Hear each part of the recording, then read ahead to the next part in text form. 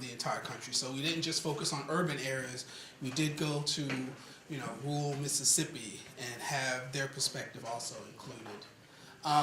So just to kind of give you a sense of where we are, when you look at technology usage, to your left is what you would typically see in a low-income household, and to your right is what you would see in a high-income household. And so, low income, you'd have two smartphones, one tablet, one laptop, and half a desktop. Sounds like we should be singing Partridge in a Pear Tree also. In a high-income home, you have 3 smartphones, 2 tablets, 2 laptops, and 1 desktop. And you'll see what role that plays in a minute.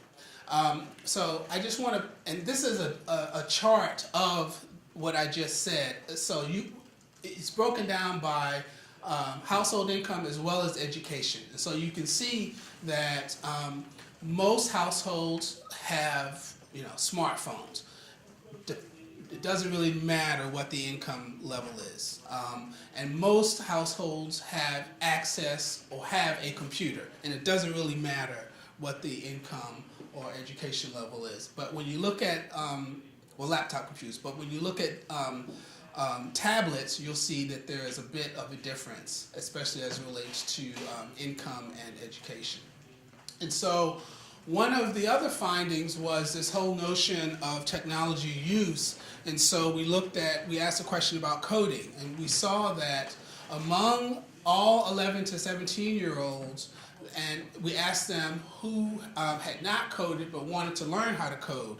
So the far left cluster of bars shows you that among all 11 to 17-year-olds, for boys, 44% of them wanted to learn how to code, and for girls, 32% wanted to learn how to code. What's interesting is that the next cluster of bars, again, keeping in mind that boys are the brown bars and girls are the purple bars, you'll see that there's a decrease each category in terms of age. So 11 to 12 years of age is actually the point where the difference between boys and girls wanting to learn to code is the smallest. It's only like 5 percentage points. But then as they get older, that gap widens. And so from a policy standpoint, that tells us we need to actually get girls interested and involved in coding earlier and not wait until they're in high school. Secondly, this is probably for me the most interesting chart. And so what you'll see, not only because it's bright colors, but what you'll see is that the green represents the activities that African American youth have been involved in, have done. The blue represents what they want to do or want to learn. And the orange represents what they are not interested in.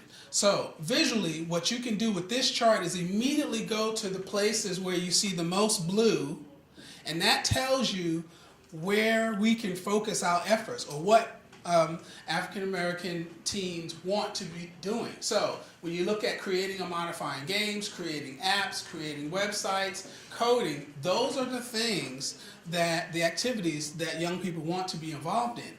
What the green tells us are what they already do or have done.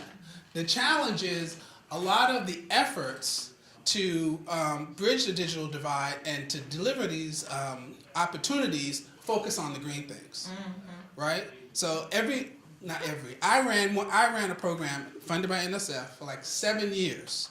Not all funded by NSF, but the first 4 years were funded by NSF, and we focused on building video games. But I know of other programs that focus on those other green things. The challenge is young people already know how to do that. They've already been exposed to it. They want to focus on the more advanced activities.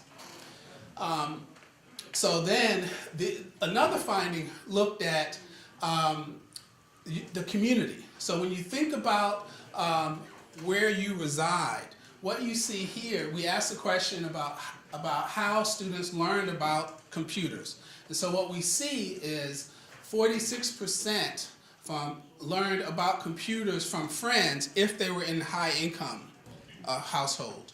But only 26% learned about computers from friends if they were in low-income households. And similarly with fathers. And so what this tells us is that where you live actually has an impact on your ability to learn and access knowledge about technology. So we can do all these one laptop initiatives where kids get computers in schools, but then when they go home, they have two things to deal with. They have to deal with, one, can I access people in my immediate community who have the knowledge and expertise to help me? And do I have constant, consistent, and reliable broadband service? Okay? The choice of fathers is fascinating. The choice of fathers is, well, so here's what we did. So this is a chart that presents multiple sources. And the reason we pulled out fathers on that previous chart is because there was a significant difference. So what you see here, this is everyone. This is not disaggregated by income. So you can see that 76% of young people learn about technology and computers in schools. That's not a surprise. But then 66% learn about it from their mothers. 40% learn about it from their fathers. But when you then disaggregate that by income, that number plummets, okay? That number decreases, particularly for fathers. Part of it could be family composition in terms of who's in the home. So I won't spend a lot of time. Okay, the last thing is, because, I mean, you could decipher and, pick through all of this data all day, which I do a lot. So this also gets at this whole notion of who is learning and who are the sources of computer education. And then this probably is one of the most disturbing findings, and that is, well, not this is one of them. There's another, the last one I'm going to get to, but this looks at parents limiting or encouraging exploration on the web. And so the first chart looks at limiting. So 52% of the parents surveyed said they limit their daughters' exploration on the internet, as opposed to 47%. When you look at boys, only 37% of parents limit boys' participation on it because it's dangerous, they're predators. But then when you slice the data based on some other factors, one of the things, I grew up in the South. I grew up in North Carolina. So if you look at the South and you look at limiting online use, you'll see 60% of parents limit the online use of girls, as opposed to 33% for boys, right? Also, when you look at encouraging, you'll see that boys are encouraged more. So here, you have to be aware of the context. So if I'm running a program and it's a bunch of girls and I'm telling them to go get on the web and do all this great stuff, I need to also make sure that their parents understand what we're trying to do and are in line with that. And then I'm going to skip that and I'm going to end with this. So this was the other disturbing aspect. And we asked the question of how often do you encounter disrespectful content, either disrespectful based on race or based on gender.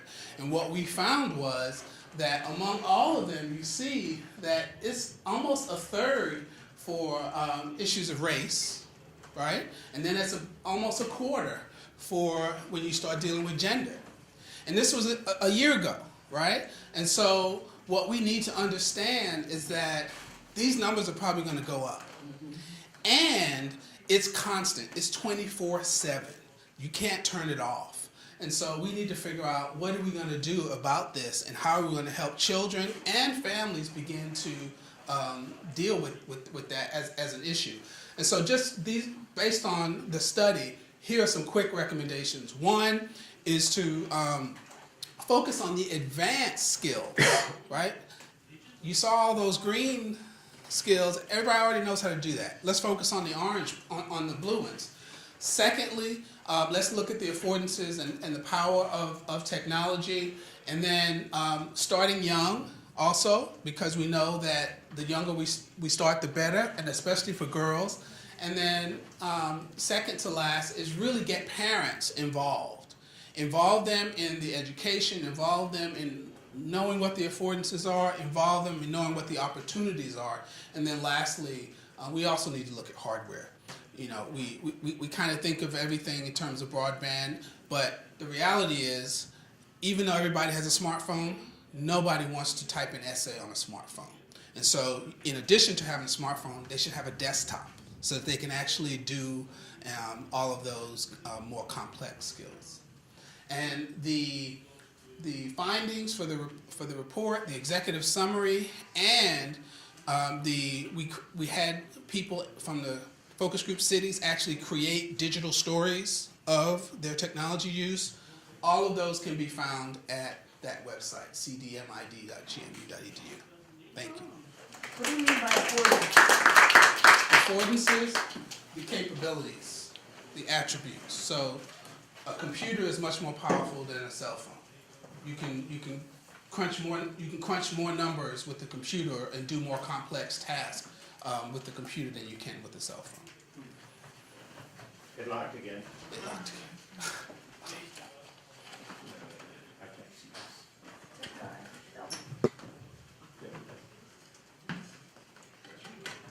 I hope it's me. No, I don't care. I'm sorry, okay, I'm sure. So, thank you. They want you to use this. Oh, very good. Here's my pointer. Okay. Minor disclaimer, my background is not STEM. I'm trained as a humanist. I also started programming in 1978. Where am I? No, mind if I this is Oh. over? So in a way, I've been in the trenches for a long time dealing with informatics. And indeed, I got to informatics because compared to coding assembler, language, compared to medieval Latin, it's easy. Even with 4K pages, it's easy, trust me. You haven't lived until you start dealing with, let's say, Greek. You discover in the middle of the Greek, you have German terminology because they hire German mercenaries. And so you gotta go figure it out. Compared to that, this is easy. Okay. With that background and all we've heard before, I started thinking about what do we mean with digital divide, what does it lead to, and how do we solve certain issues. I did not focus on STEM per se. My own personal research has been on gender and female well-being in the rural polity. So I take that approach more than STEM, and I see STEM as a technological enabler for folks to enhance their lives. So my focus is less on STEM and more on the implications of digital and knowledge divides. Just a caveat. Okay, I'm done.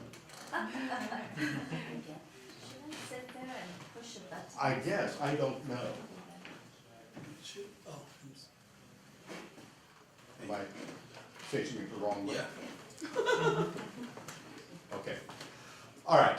I always start with governing concepts, digital divide, and it essentially, we've talked about it already, but it's more than just the technology. It's also the network of relationships that it affects. And it starts with the individual in the context of community, in the context of polity, in the context of regional systems and world systems. For me, that's always an important thing to remember. Knowledge divide, in contrast, is not necessarily dependent on ICT. We've had knowledge divide since we've had power relationships. For example, you can keep a child ignorant, and especially, as you pointed out, parents like to keep certain children, sons, more knowledgeable than girls. Where I come from in Michigan, one of the classic lines was, girls don't need to learn anything to have babies. And that's true, and this is when I was growing up, and this was normal in rural Michigan. You know, and it's still that way. I talked to my sister recently, around Harrison, Michigan, people still talk that way. Why does my daughter need to learn anything? It's there. Also, the other thing I focus on is instrumentality. And this is a quote I like. Technology is neither good nor bad, nor is it neutral. We must, as a reminder, we must constantly compare short and long-term results. The utopian hopes versus the spotted reality. What might have been against what actually happened, the trade-offs between various goods and possible bads. One of the things that ICT will do, as most of us realize, is the notion of unintended consequences. Before, like for example, take a wartime situation. You can recall a fleet. You cannot recall an ICBM. But you may have to potentially the same misunderstanding of another country, another nation, start that type of thing. So what I focus on especially also is the technology. Let me see if I can get this to work like pointing in the right direction. Yes, okay. What is important also here, besides the technology, is the institutions. Because what the institutions really do, they provide the foundation for the notion of what we call culture, and also the notion of how we identify ourselves within a larger context. To that extent, an institution will establish your legitimacy, not only in terms of identity, but whether or not you may act and how legitimate your actions are. Also, and this is important also for managing with the divide, institutions allow you to adopt and adapt what suits your particular context. This is, of course, the obvious basis for collaboration and so forth, because that is what makes it possible. The other thing that supports collaboration is not just the knowledge sharing based on observation and analysis, but it also has to do with where we share semantic frames, we share syntactic conventions, we also share protocols of how we address and talk to each other. Those, I think, the reason I think these three things are important, the things I mentioned so far, is because this provides foundation not only for diplomacy, but also for dealing with issues of power as they are operationalized as divides. Okay, diffusion factors, I won't spend much time on that. We do things because we are like us. For example, when I came to this area, there were more Volvos in Bethesda than there were in Stockholm. And it has to do with if you are an upper class, live in an upper class suburb, you buy a Volvo. God knows why. Of course, in Stockholm, they consider Volvos to be trucks. You know, you don't buy a Volvo, you buy a Toyota. But here, as the Swedes do, so we do. I mean, it's just a strange observation on culture, but that's the way it is. Okay, next slide. Okay, here's where we can start looking at the digital divide and how we break it. The first thing is obviously diplomacy. We work with each other, we help other countries, we help other groups, and by diplomacy, I take it back to the Latin, the notion of diploma is from the Latin, it means I have a folded over document that gives me the authority to act. So this applies as much to communities, school districts, as it does to nation states. Community, I think what is happening now with shared and connected community, a smart and connected community, much of what is happening now is becoming ICT focused. There's some caveats with that, of course, is that yes, we are all interconnected, but there's still issues of privacy and security that must be addressed. But at any rate, it gives us a way to deal with the digital divide. Economic, FDE and so forth will also address digital divide and help overcome that. The question there is there still issues of gender. It's more than likely, if you depending on where you are. Males tend to participate more in, let's say, cash-producing endeavors than women, and hence there's more likelihood of males being able to use ICT to further their lives. But again, that's one of the things we have to address. Also, we have to look at the individual, and here we start looking at the fungibility of human capital. And you already addressed that with male and female differences in the use of ICT. For that, I look a lot to Amartya Sen, who has some very good notions of capabilities with Martha Nussbaum, and I always thought of that being a very good foundation of starting to address difference in education, which in turn addresses means to overcome the digital divide. Not the actual knowledge-based innovation. One of the things we tend to overlook with ICT is just publication. For example, Africa, with all its resources, only produces 3% of the books that are produced per year. It's insane. These folks are as smart as we are. They are Francophone countries to Anglophone countries. So they understand that many of their leaders are trained in Europe or they're trained here. Yet they only produce 3% of the world knowledge literature, which is extraordinary. And this is basically just on 2010 figures. Other things for knowledge-based integration that we don't spend much time on, but one of the models there is the health domain. We focus on lexica and ontologies, ICD-9, ICD-10. Why this is important that a doctor in Zimbabwe, if he is allowed to practice, okay, can now use the same codes to describe a disease as a doctor in Bethesda. That's critical. If you're looking at well-being, especially gendered well-being, female well-being, these ontologies and lexica are critical. Also with education, because then they understand that these things are capable. The other thing that we tend to overlook when we focus just on ICT is just transportation. How do I get from A to B?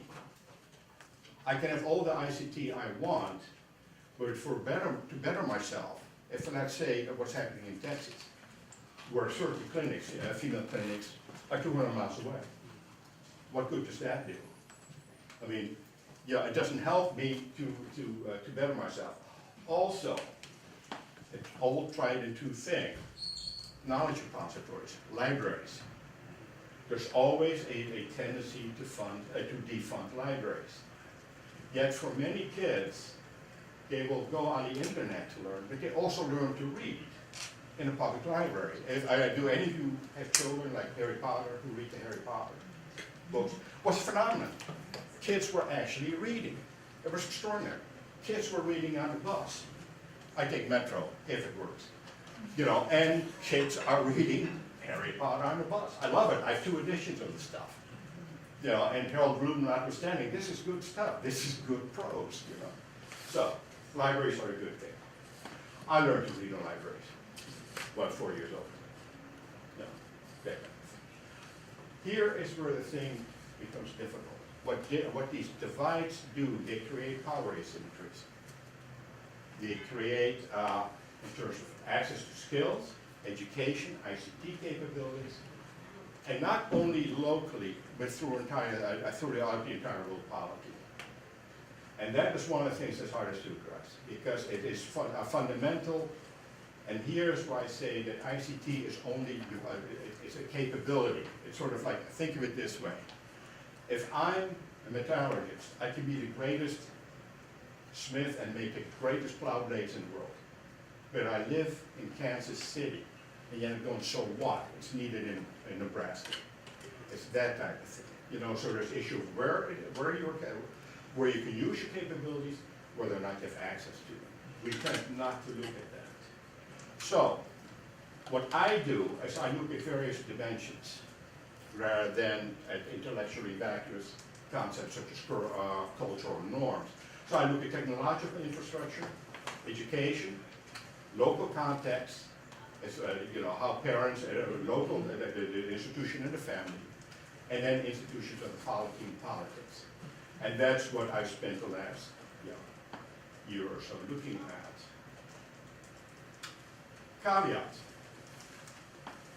As you mentioned already, there's a dynamic in certain families that valorate boys over girls. Technology in and of itself can't solve that, as you pointed out. It can't do it. You have to educate the parent as well.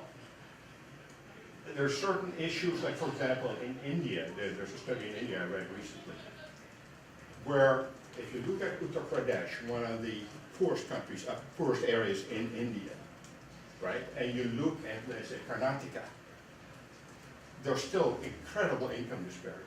Like there's still incredible gender disparities that exist there. And so we need to look at that as well. Also, where we have to be careful of is where we don't replace old technologies that work with new technologies. I already gave you one example of the library. There is currently, for example, an effort afoot to digitize books. I'm an old English scholar by training. The Exeter book that I use is 1,000 years old. It still exists. I can still read the Old English, the Anglo-Saxon. If that is digitized and that is destroyed, we're lost. We have lost it. The first paper I ever got published is on a floppy. I can't retrieve it. It's the only copy I got. I can't retrieve it. My first publication, I can't retrieve. You know, something I should be proud of, right? I can't retrieve it. So we have to be careful with that, what we do with that. So that's the caveats. Okay, barriers, and we've already talked about that before. In certain areas, there are not enough towers, for example, to support broadband. We need to look at that. Also, attitudes and behavior. You mentioned some of this, and I've heard this verbatim. Computers are for smart people. And this is in Indiana. Maybe that's a benighted place as well. Notebooks are for rich kids. Or we like our way of life and we don't want new technology. These are issues also that we need to address. I do not know how to do that. The other thing is, and we're beginning to address this a little bit with education, especially at the community college level, and also what I think Microsoft is doing by training technicians. You know, where if there's low level of ICT usage, that's one thing. But there are too few technicians to support the population that does use it. You might as well not have it. The other thing is content, and I was talking to a friend of mine, New Zealander. He's looking at a program that's directed at Maori women. Guess what? They present it in New Zealand English. What good is that? It isn't very good. Yeah, it doesn't do anything. Anecdotally, when my family moved from Indonesia to Holland, one of the first things they did is fed us potatoes. I'm used to rice. I had incredible stomach aches because of that. You know, we have to be aware that when we use these technologies, we aim it at the audiences and adapt it to these audiences. That raises the other issue that it would not be a bad idea to train Maoris to become presenters and content providers for that population. We tend to do it better we tend to do it better in certain countries than in other countries. But it's surprising that this is not happening in New Zealand, and I found that extraordinary. Okay. Future directions, strategies, maximize investments, and in sectors, and then create infrastructure. The thing we don't focus on, and you hear this a lot in business, and I spent most of my life in business and building data warehouses, stuff like that. We talk about knowledge as an asset. We tend not to treat it consistently that way. When I was a Fed, I could get easy for me to get $50 million to put a blue button in program in for, let's say, VA. The question you ask yourself then, what happens if that money runs out? So you have this great program and it stops. You mean there are no more vets? The program is no longer valid? We don't do a very good job of supporting knowledge as an asset, as a means of bettering people's lives. For us, if we were to bridge the divides, this should be one of our goals. If not, it just becomes meaningless. We become great smiths, we build great plowshares, and they just sit there. And that's an issue, and I think you're addressing that. The other thing I started thinking of recently is entrepreneurship, small businesses. And that is a good way to bridge divides.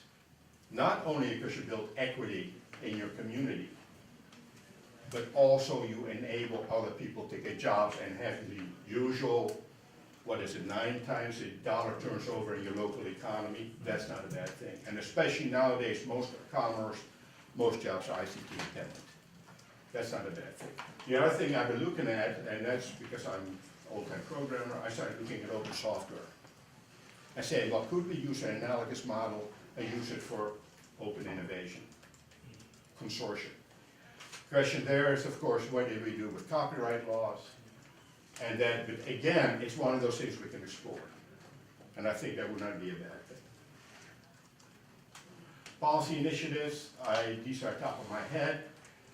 Some of them are normal tax incentives, but I think one of the more critical ones is, the more and more I start thinking about this and looking for this, is teacher training and helping underserved populations start careers in ICT. And, you know, or ICT enabled, be it STEM, be it whatever, doesn't matter. I was thinking of, let's say, in call centers in India, or when I was dealing with AT&T, where we outsourced a lot of our code.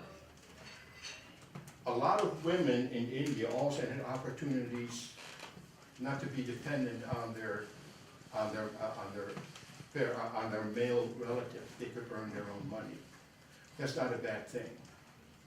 And this has happened in a number of situations. Okay. Some of the other things, private partnerships, yeah, that's a good idea. Again, there were some third world countries where that's going quite nicely. And one of the things I'm also looking at is as a basis for entrepreneurship is consortium networks. Okay. I have some ethical concerns. The problem is the way technology grows, the digital and knowledge device will continue to expand. The danger is too, if you look at sustained development, so again, one of the other things I look at based on what you said, you may replace technologies that work with technologies that are newer but not as efficient. That's the other issue. The other one, and that I'm starting to realize, and begin to start dealing with relatively recently, is the issue of big data analytics. I mean, I have had a long career in analytics and informatics, but the thing was, when I started out, you didn't have to have a PhD to do data science. Now you do. I still ask myself, why is that? Yeah. Again, it becomes an elite. You lose sight of the use or the utility of technologies because they are now the domain of elites. That's always a problem because it just perpetuates a power divide. The other problem is, like for example, what we're happening here and happening in other countries, ICT-enabled surveillance compromises democratic institutions and also our human rights to anonymity and identity. I can now, the software is now available that I can take a snapshot and with facial recognition software, attempt to define the terrorist. It begs the question, we're still dealing with probabilities. And because you're dealing with probabilities, you do not know how that is going to work out. And the greatest one I'm afraid of is just misuse of ICT capabilities by the agents of the nation state. Where they simply, where they terrorize the use of open discourse, and they threaten the dissemination of knowledge. And we've seen this happen recently in this country, where all of a sudden, if you don't like a scientific theory, you don't challenge a theory or find different evidence, you just call it a myth. That's problematic. Myths have their place, and I also do a lot of work with older cultures and older languages, so I understand how myth works as a formative instrument, never as a derogatory instrument, the way it's being used now. And that creates a problem. Thank you. Thank you to all of our speakers. Wow, that was a lot to think about, and probably at the end of the session, really a huge, lot of things to think about. Sorry, Erik. So thank you for that. I'd like to invite questions and also discourse. One of the things that's best about, I think, the Dupont Summit is we have relatively small sessions, and I know that often in the audience are very, very knowledgeable people who may be able to contribute to the discussion in ways that, maybe the speakers have not. So, questions? Yes? So the question I have is why the term STEM doesn't include medicine or healthcare? I understand that those are underlying themes, but when you think about, healthcare, global healthcare and diplomacy, you think about the manifestation of disease, information, digital divide. My work at NASA and with the University of Cincinnati is all related to remote healthcare. And I do a lot of stuff in STEM, but I'm always amazed at how the National Science Foundation focuses more on engineering and science and not necessarily on health.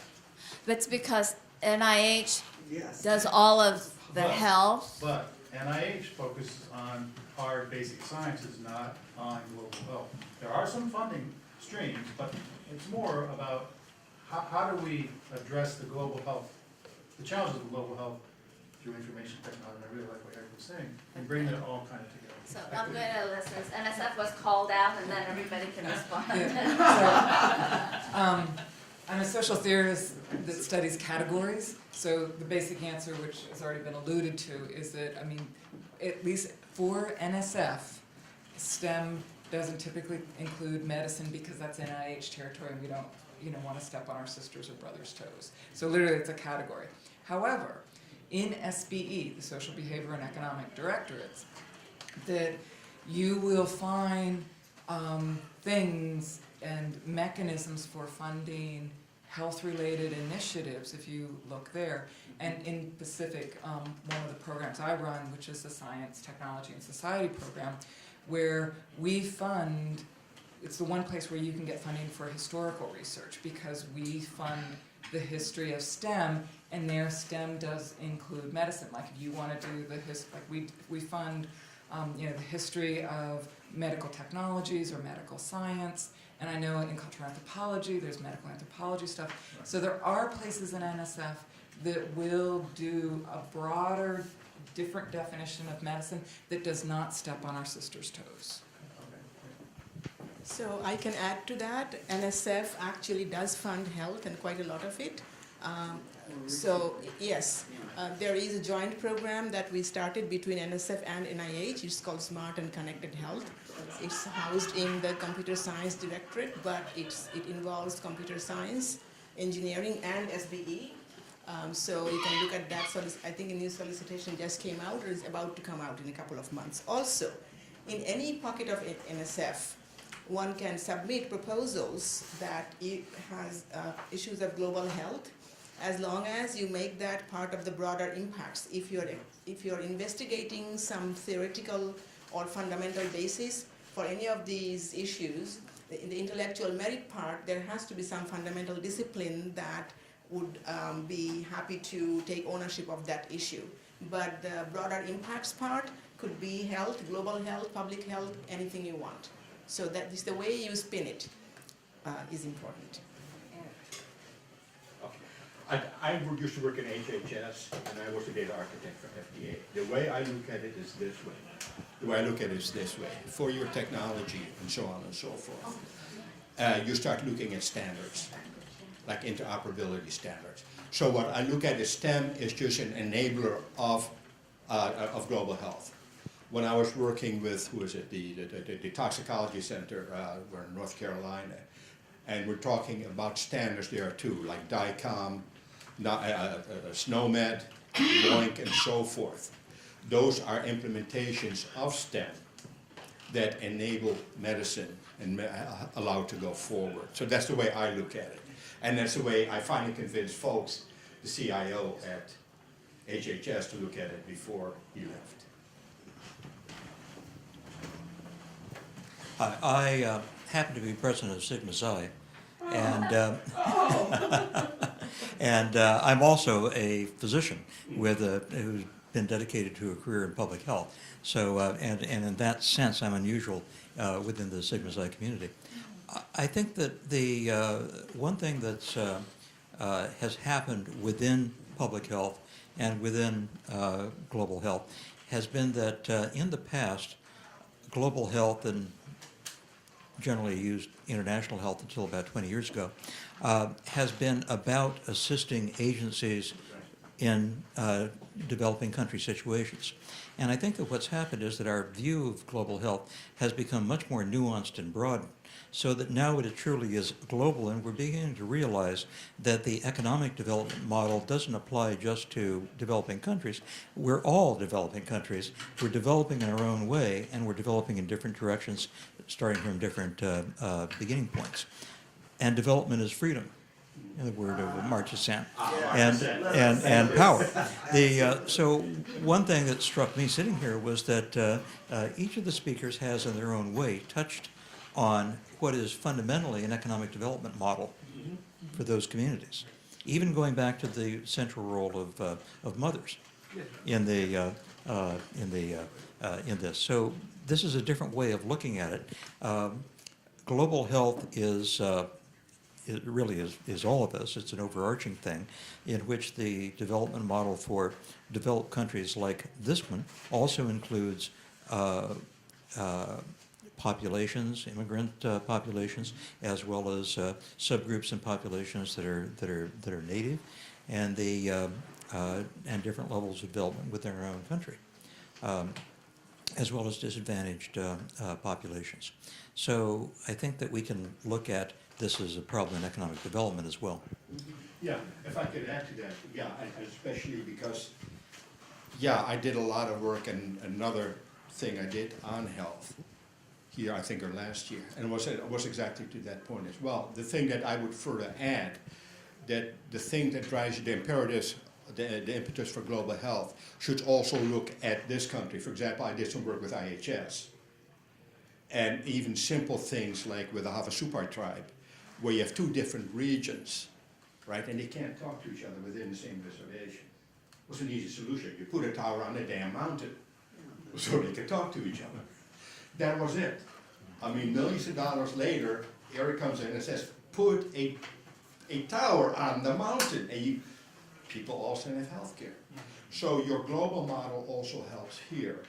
This country also holds. The other issue is that, and I was also with, and this is also part of it, the way we deal with MHS and VHA. They can't talk to each other.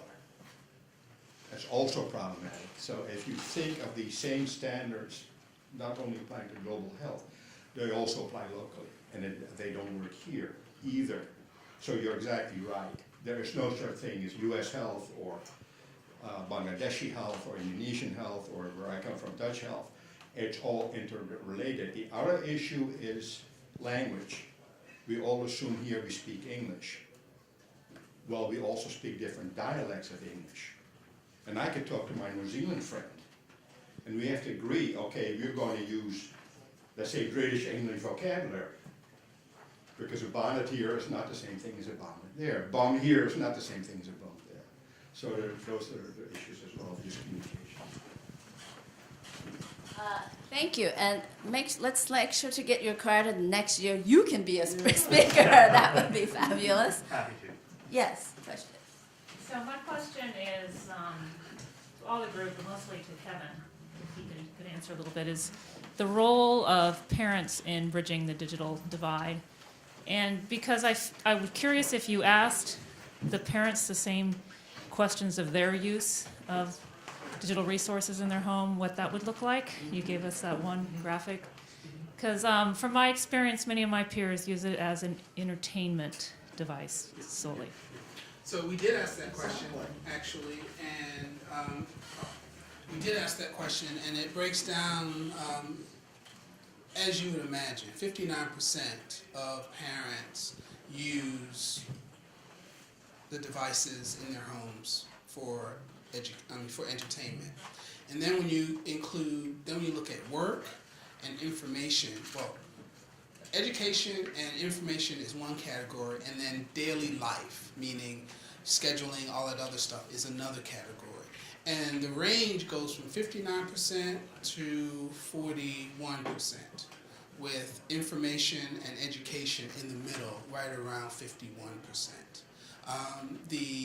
one of the interesting facts was that the attitude and use of the parent was a direct impact on the attitude and use of the child, right? So it makes sense, right? If the parent thinks it's important, then the child thinks it's important. If the parent thinks it's important, then they find the resources to actually make it accessible. And so, yes, so the answer to your question is yes, we did do that, and we found that they closely mirrored how young people use technology in homes, which is between that range of about 50 to 41%. And then that was by income, and then by education, it's around 40%.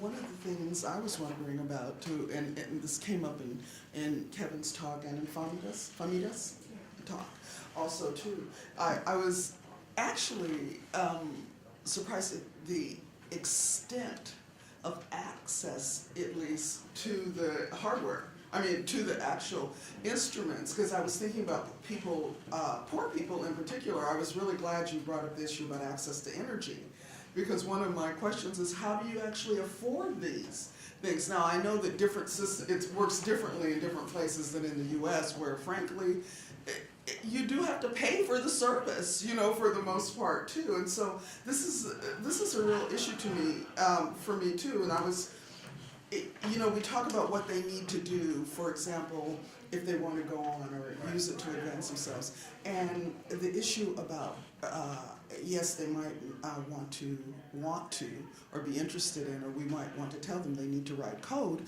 but are they getting the preparation necessary, in fact, to even go there in the first place? One of the things that was very clear in your comments was how systemic these issues are. This doesn't happen in a vacuum, so it's not just learning this or learning that. There's a whole family of things that one needs to look at. This will probably sound a little naive, but you know, what the heck. You know, I'm going to ask it anyway. One of the things that I was thinking when you were showing about the different age groups and when it started to sort of fall off, do you think there's actually even a sort of a generational difference? So the group that is, well, I forget, 13 to 50, now, when they become the next group, will they though have more interest than the current group over time? They have more interest now. There's more going on now, you know, for them. I mean, the change in technology is rapid. And so there's much more going on right now for them at this age than that was happening with that other group at the same age. So maybe a little tracking would be good. Yeah. And I think it changes. The change is going to be because coding is not going to be what it is already. now. So I started learning assembler and BASIC and COBOL and Pascal, and now you can build a website and not have to write a lick of code, right? And so I think focusing on other aspects of allowing young people to be involved in the STEM enterprise through entrepreneurship are things that we should look at. And then the last thing I'll say is that when you look at access, one of the issues is the reason that cell phones are proliferated throughout households is because you have consistent access across multiple spaces, home, school, and community. Versus having a computer or a laptop, right, you have to have different access points. Good idea. I just mentioned a little bit about, so I think the graphic that you showed about the gap between boys and girls widening after that age group, that's only a simple indicator of a much larger issue. I think that gap actually widens not only for the specific question that you asked, but for all interest in STEM in general. And I think that, yes, so that's only one point. So regardless of what changes in coding, that issue of, and I think, Connie, to answer your question, I did track informally one data point. My daughter was very interested in math when she was in middle school. All her friends, let's say a group of like 10 kids, out of which like 7 were girls, were excellent in math, and they're all interested in math. They all participate in the National Math Counts preparation. Yes, but as they were growing up, I I used to ask her, so what's your friend Wendy doing now? What is she taking? By the time they got to high school, my daughter was the only one who stuck with math. Everybody else had sort of gone and chosen other things. And although this is not data, this is an anecdote, I somehow suspect if somebody There is would run, data. there is probably Shows data. exactly that. So I think that issue of tracking of that, even though when that particular age group, 11 to 12, when they grow up, I suspect if they were tracked, we'd find the same issue. This is a question for Kevin. So the data that you collected, are you able to compare African American data with the general population or other groups? Are at least the trends or the divides similar, or are they specifically stark in African American community? They are, we purposefully did not do a comparison study because those have been done. No, yeah. So those just comparing. But we did, all the data is weighted based on current census distributions. We think there may be some connection, or you may be able to make comparisons to other groups, but that was not our focus. We specifically wanted to go deep in terms of data analysis as it relates to African Americans. Thank you. We at 11:45. Yeah. Okay. But the next one doesn't start until, so we're okay, if people want to ask. I'm impressed with the level of discourse around this issue, very much so. It's Washington. Yeah, what are you going to say? I have a question, though, about the depth to which we investigate the evolution of STEM capabilities. Even the chart that you gave us, which was excellent and interesting, I believe didn't go far enough, because the level at which STEM is developed involves capabilities of mathematics and engineering and all that sort of thing, which aren't evident even in the best of the students who are really good at STEM. And you ask them what they're majoring in, and they'll tell you IT or tech or something. And really all they're doing is assembling stuff, right? But the level of capability that constitutes developmental power isn't even discussed, let alone addressed in any policy. That's a change Uh, in education. That's an yeah, right, exactly. So I just want to say that, even though this is an excellent discourse, the how far down we push ourselves in terms of physics, mathematics, engineering, biochemistry, all that kind of stuff, which is a mental capability that's necessary to evolve new techniques and to be on the developmental edge of this discipline, doesn't feel to me to be there, doesn't seem to me to be there. Could I just make a comment? I belong to ACM. You And- are everywhere, sir. But what I'm saying here is, And tell And- everyone what that is. Association for Computing Machinery, and there are two things that are going on there. One is they are developing a new code of ethics because they deal with agile development, and we could do that as a sidebar. Because the way we code now it's more collaborative than the way you and I code it. So that's the other issue. They're also addressing how do we teach students to extract and to extrapolate so they can use different technologies and use ICT to different disciplines and use ICT to integrate those disciplines. That is a new endeavor that they're starting. I do not know where it's going to go because, in my opinion, they focus too much on the metallurgy, on the coding aspect of it, as opposed to the integration aspect of it. But what I'm hopeful is that ACM evolves, that they will start to address exactly the issues that you're dealing with. Because now what they're trying to do is that they're trying to push coding down to the lowest level. And for if anybody here has ever coded or developed a system, coding is the easy part. That's the easy part. You could teach yourself Python in 6 weeks, how to write efficient code, where you have no unintended consequences of one fault in one device overriding a fault in another device, creating a third unintended intervention. That's where ACM needs to go, and they're not there yet. Only thing I can tell you, they're trying to get there. I think it may be their mindset, like all of us, we are trained in silos. And unless you break out of your silo, out of your training, it's very hard to integrate. Well, I started coding with Fortran, but I knew I knew mathematics. Yeah. And so going to Fortran is no biggie, right? And then you go from there to there to there, and my PhD is in public policy, but my methodology is in complexity science. And complexity science is at the high level of integrative thinking from my point of view.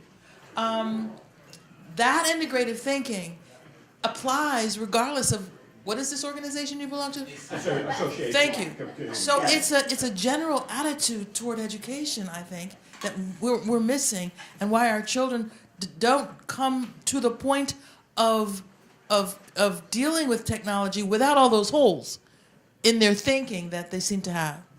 Or that, I mean, I don't even know. But I'm just thankful for education experience I had. Thank you.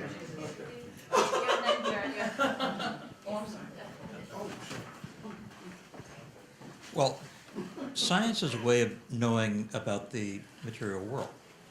Science is a way of knowing, just like intuition and the arts and appreciation and so forth. We have not presented it that way. No.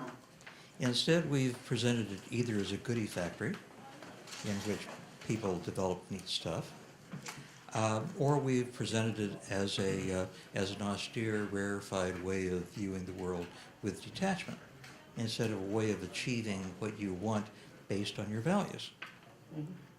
So this whole cultural context of what science and by extension STEM is all about is really critical. I was counseling a public health student not long ago who told me that she really likes following trends, and she likes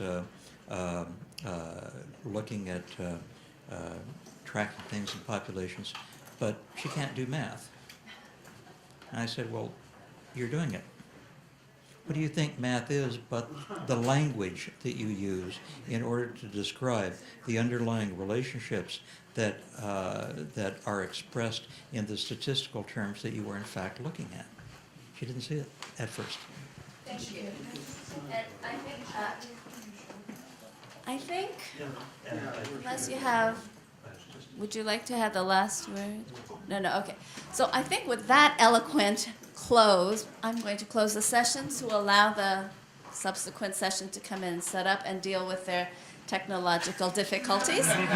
So thank you very much. And